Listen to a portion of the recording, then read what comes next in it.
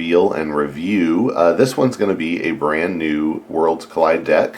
I'll kind of mention as I go through where these decks came from because of people. Okay, so really quick, I'll just, I guess, mention all of this. Some people have reported possible issues with clumping, and by that, I'll give you a couple examples. So, you probably, if you're watching this, you're probably already aware of this, but the people over at Tabletop Royale opened, I believe, 6 displays, which is 72 decks, and every single one of them had Dees, which is statistically really weird. Somebody in Australia claims to have opened a whole case, which is 144 decks, and opened no Dees whatsoever. So I'm just like interested in this stuff and trying to track it. So to mitigate my risk a little bit, with the displays that I had on pre-order, I worked out deals with friends to swap some decks from them. So for example, from my 3 displays, I actually only have 3 decks from each of them left to open, and the rest are traded out with other people. So yeah, and then but I'm keeping track of where I open things from, and I've asked my friends to let me know, hey, let me know what I've marked all the boxes, you know, A1, A2, A3, so this one says Isle because this is one I won as a prize at for doing well in an event, but for the other ones, I've done like this so that people can keep track, and I've asked my friends as they open them to let me know what they opened from which box so that I can just report on it, I guess. So anyway, this one is from this is a prize, so this isn't even from my pre-order displays, but I will, in my own notes, I'll mark this anyway. And I wouldn't mind clumping in this case because we opened a few good ones at this event, so if I get something, that is from that stock, it'd be great. Okay, so I have a nice kind of amberish color on this Archon here.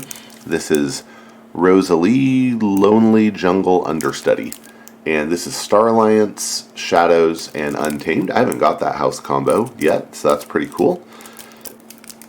Of course, I haven't really opened enough to get most of the house combos, but I haven't gotten a lot of Shadows.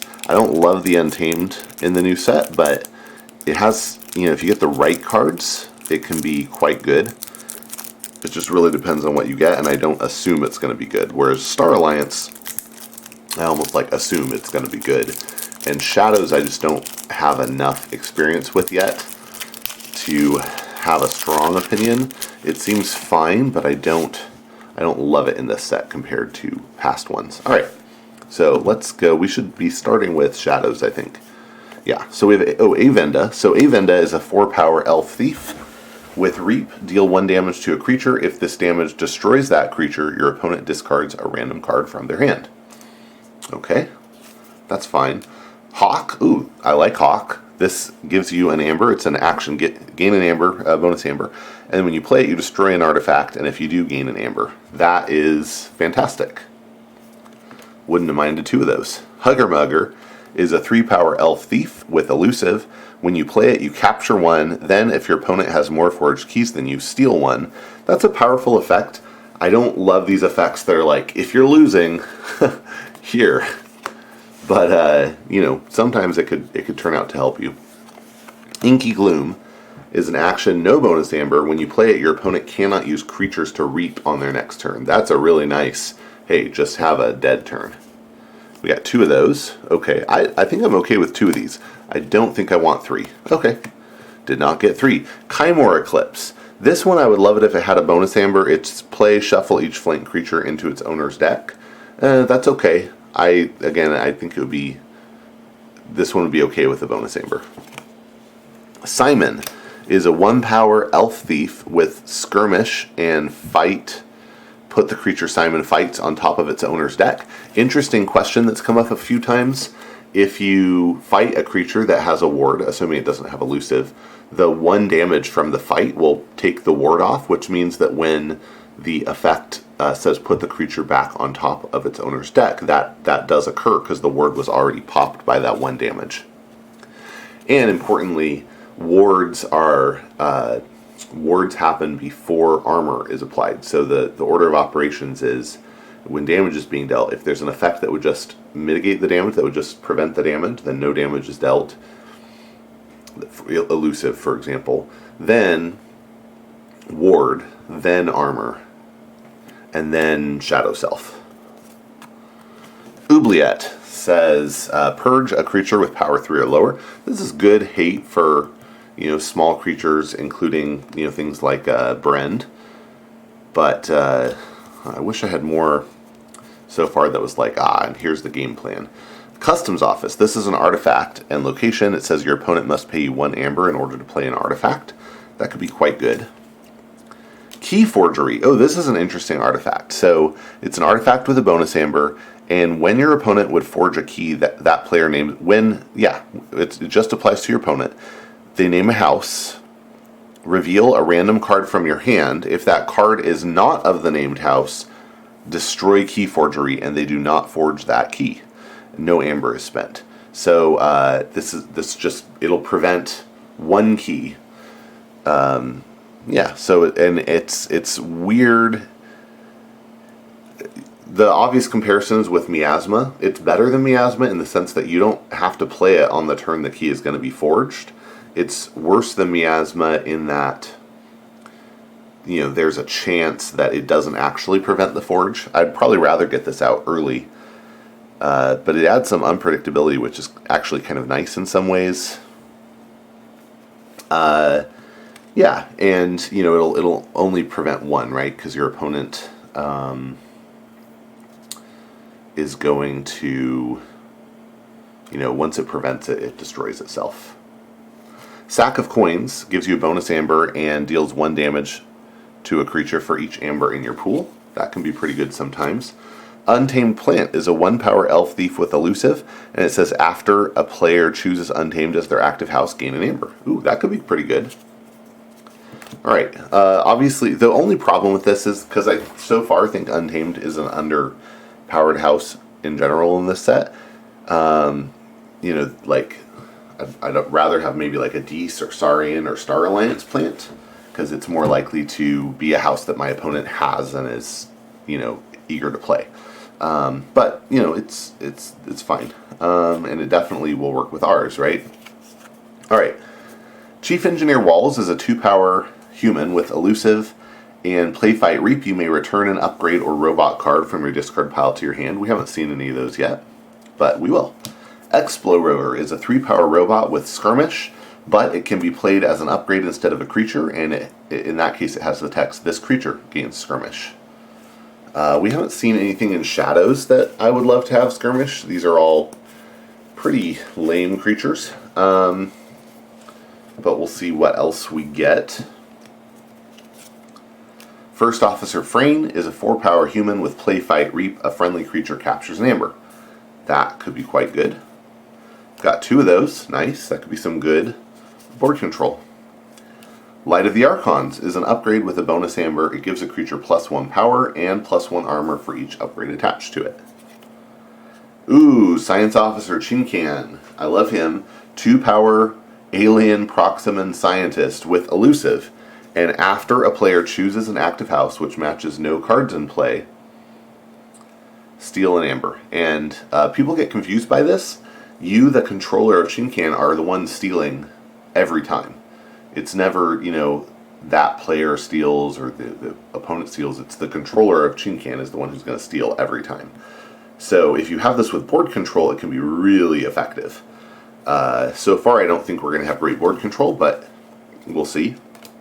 Ooh, Censor Chief Garcia is a 3-power human with Play Fight Reap. Keys cost +2 amber during your opponent's next turn. That's really nice. Ooh, Stealth Mode. That's great. It's an action with a bonus amber, and your opponent can't play action cards during their next turn. I've only gotten this in 1 of so far. It's such a powerful card, and it's a common. I'm hoping for more, but nope, not this time. Zap is an action with a bonus amber. You deal 1 damage to a creature for each house represented among creatures in play. That's yours and your opponent's. So probably up to 6 damage, although this doesn't have the to a maximum of 6 disclaimer, so if something has experimental therapy on it, then you're dealing 9 damage. Aember Tracker is a 4-power beast. When you play it, you deal 2 damage to each enemy creature with amber on it, and this damage cannot be prevented by armor. That's a really nice effect. It gets past armor and plinks that damage.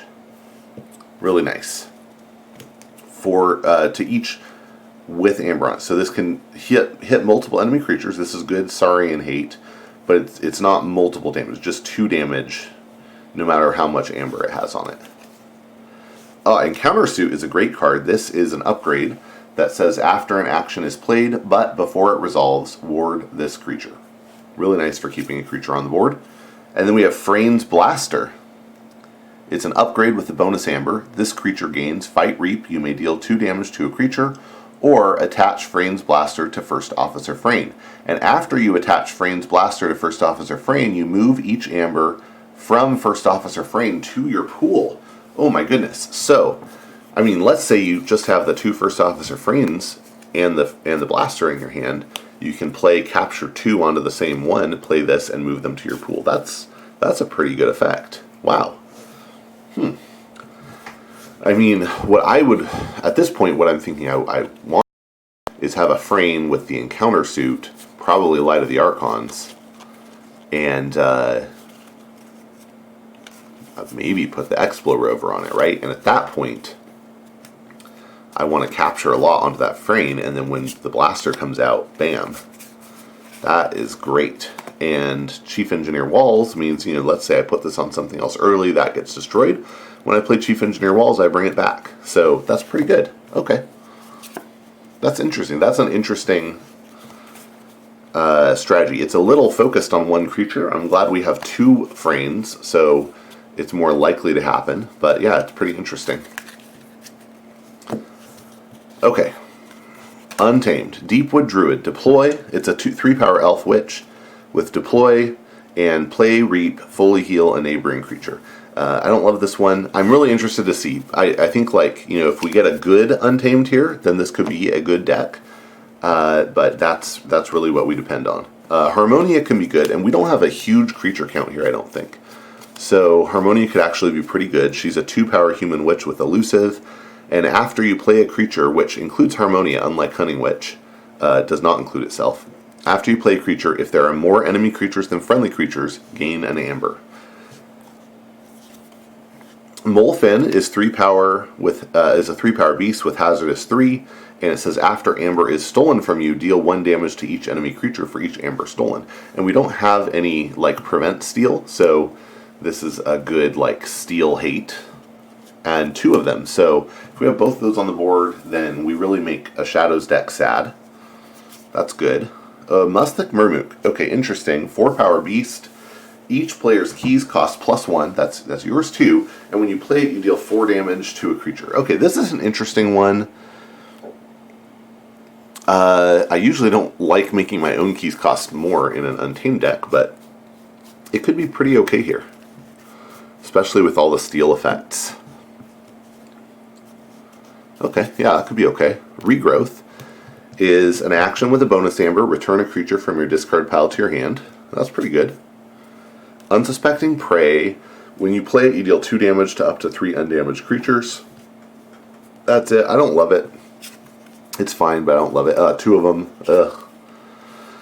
Okay, Flaxia can be good Amber Generation. It's a 4-power creature, 4-power fairy with play, gain 2 amber if you control more creatures than your opponent. It's like a good opposite of Harmonia, right?